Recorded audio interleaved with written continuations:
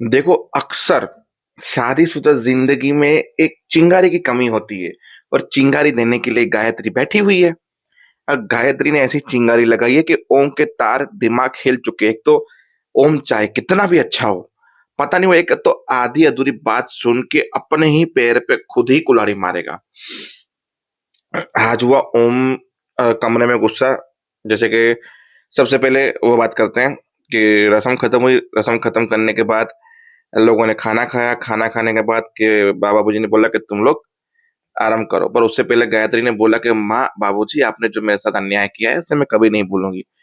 बेटी, इसे अन्याय ना समझो, इसे न्याय समझो। छोटी बहू के प्रति मैंने कुछ गलत नहीं किया। हम अब आगे की रस्म की तैयारी करते हैं। फिर तैयारी करने के बाद खाना खाया। खाना खाने के बाद ओम और ईशा को बोला कि तुम लोग आराम करो। बाकी घर के काम सब लोग कर रहे थे। गायत्री की बेटी ने आके जिद की कि तुम लोग कमरे में लेके जा रहे हो मेरी फूल जैसी चाची को, तो गोदी में तो उठाओ, पिक्चर नहीं देखते क्या? फिर वो रूठ के बैठ गई और ओम को बात माननी पड़ी क्योंकि ईशा ने ओके बोल दिया, तो ईशा को उसने गोदी में उठाया। सीढ़ी चढ़ते हुए कमरे में लेके गए स्वागत वाले, जहाँ स्वागत का कमरा देखते हुए दोनों अनकंफर्टेबल थे। तो ओम ने बोला मैं पानी लेकर आता हूँ। वो पानी लेने चला गया। उतने में वहां गायत्री पहुंची क्योंकि भगवान से बोल रही थी ईशा, कितने क्या क्या करना पड़ेगा मुझे। फिर गायत्री आके उसको भड़काती है कि ये वो फलाना ढिंगला, ओम ऐसा है, ओम वैसा है, बेरोजगार भी है, गुस्सेल भी है। इस राम भवन में केवल नाम राम भवन है और अंदर से ये पूरी रावण की लंका से कम नहीं है। ये वो बोला, अच्छा हुआ आपने मुझे ओम के बारे में बता दिया सब कुछ। अब मैं अच्छे से ओम को हैंडल भी करूंगी और कंट्रोल भी करूंगी।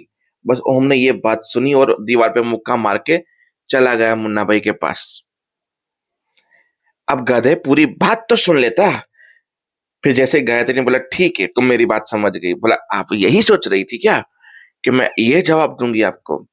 देखो, ओम जैसा नेक लड़का, अच्छा बेटा, अच्छा भाई कभी कोई नहीं हो सकता, और जो बेटा अच्छा होता है वो इंसान दिल का अच्छा ही होता है।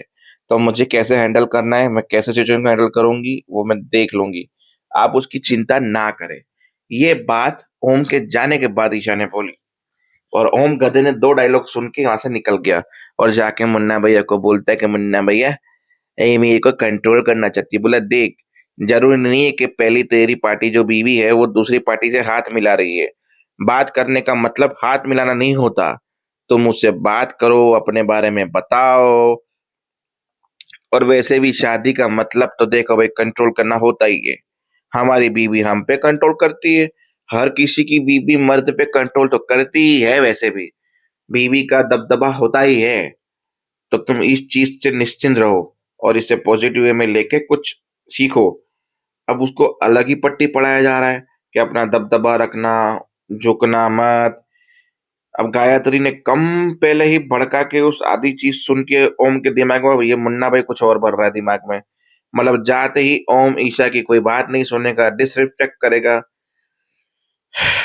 सही बात है, ये चीजें जरूरी भी है, वरना सब अच्छा होगा तो सीरियल कैसे चलेगा? सीरियल के लिए कुछ मटेरियल तो चाहिए ना। तो बस ये मटेरियल बन रहा है आपके लिए। अब आते हैं मिली पे। हम मिली को क्यों भूल जाते हैं? हाँ, तो मिली की याद आई तो मिली पहुंची मंदिर में। अब उससे बेहोशी की दवा। हम मिली और को ने जानबूझ के शादी ही नहीं की है। मतलब कि मिली को भगाया गया था और ये बात अंजू जानती है क्योंकि एक सीन था जहाँ पे उसकी माँ और बातें कर रही थी, मिली को ढूंढना तो पड़ेगा। बोला उसकी बात ही मत कर, उससे अपने हाल पे छोड़ दे, उससे हमारा कोई रिश्ता नहीं है। पीछे से वो माँ के बोलता है कि मामी सही कह रही है, अनीशा की माँ सही कह रही है।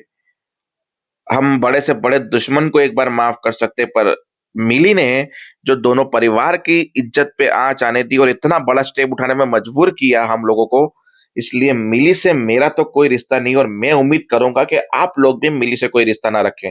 और वहां अंजू जो उसकी छोटी बहन है टाइप करके सब कुछ मिली को बता रही थी। मतलब ये इस पूरे प्लान में मिली हुई थी। अब वो दोनों मंदिर में, मिली मैसेज पढ़ रही है कि घर वाले नाराज हो रहे हैं, पर चलो ओम और ईशा ने बात संभाल ली। फिर आता है सनी को होश। सनी बोला तू यहाँ क्या कर रही है और हम मंदिर में क्या कर रहे हैं? तुम्हारी तो आज शादी थी। मतलब सनी को पता ही नहीं, उसको नशे की दवा देखकर सुगो मंदिर फेंका है और इस मिली को तो वैसे भी गायत्री ने भगाया। मतलब सनी बेचारा ये कदम नहीं उठाता। बोला तूने गलत किया, वहां सबकी इज्जत पे आ गई होगी, ओम इतने अच्छे लड़के की कितनी इज्जत उड़ी होगी, ये वो। बोला वो सब कुछ ठीक हो गया है, ओम ने और ईशा दी ने सिचुएशन संभाल लिया आपस में शादी करके। बोला क्या, हमारी वजह से उनको शादी करनी पड़ी? मिली, तूने जो किया है वो बहुत गलत किया। बोला देख, मेरे पास कोई उपाय नहीं है, अगर तुम भी मुझे छोड़ के चले जाओगे, नहीं अपनाओगे, तो फिर मैं मर जाऊंगी। फिर बोलता है अब तूने वैसे भी कोई रास्ता छोड़ा नहीं है, अब एक ही रास्ता है, चलो अंदर मंदिर में। और अंदर मंदिर में भगवान को साक्षी मानते हुए, मांग में सिंदूर भरते हुए, फेरे लेते हुए मिली और सनी ने शादी की और पहुंचे घर पे। जहां उसका बाप आया, बोला अब आयो। पूरे खानदान पे कालित पोत के एक थप्पड़ खींच के मारा पहले तो सनी को। फिर उसकी माँ आई, बाग चुड़ैल, बाग डायन, बाग पिशाचनी, बात ये। बोला क्या कर रही है माँ, ये होने वाली बहू है। अबे ये बहू है तो मैं जीते जी मरना चाहूंगी। अरे जिस औरत से मैं सबसे ज्यादा लड़की से नफरत करती हूँ, उसी को तू मेरी बहू बना कर लाया है। मैं इसे कभी नहीं अपनाऊंगी, इस पिशाचनी को मैं कभी भी अपनी बहू नहीं मानूंगी। बोला अब यही बहू है आपकी, अगर इसके लिए इस घर में जगह नहीं है तो मैं भी इस घर में नहीं आऊंगा। बोगीलाल मुझे उठा ले मार दे, उसकी माँ बोल के अंदर चली गई। और सनी के बाप ने बोला तुमने जो किया है उसकी माफी बिल्कुल भी नहीं है, और तुम्हारी वजह से जो दो लोगों को कदम उठाना पड़ा वो सबसे बड़ी गलती है तुम लोगों की। इसलिए आज से, अभी से इस घर से, हमसे तुम दोनों का नाता टूट गया। निकलो अब यहाँ से। अब मिली और सनी कहाँ जाएंगे, किससे मदद मांगेंगे और कहाँ रहेंगे, कैसी जिंदगी जिएंगे, आई डोंट नो। क्योंकि ओम से वहां रिश्ता तोड़ने के लिए बोल दिया कि कोई नहीं बात करेगा मिली से। और यहाँ इनसे, मतलब मिली के लिए दोनों दरवाजे बंद हो गए। अब इनकी एक नई लाइफ, नई जिंदगी शुरू होगी। तो देखते हैं एडजस्टमेंट मिली कैसे करेगी और सनी को संभाल पाएगी, कि जो उसके ऑलरेडी नखरे थे नो एडजस्टमेंट वाले, वो सनी को ले डूबेंगे। देखते हैं आगे कहानी में क्या ट्विस्ट आते हैं। तब तक के लिए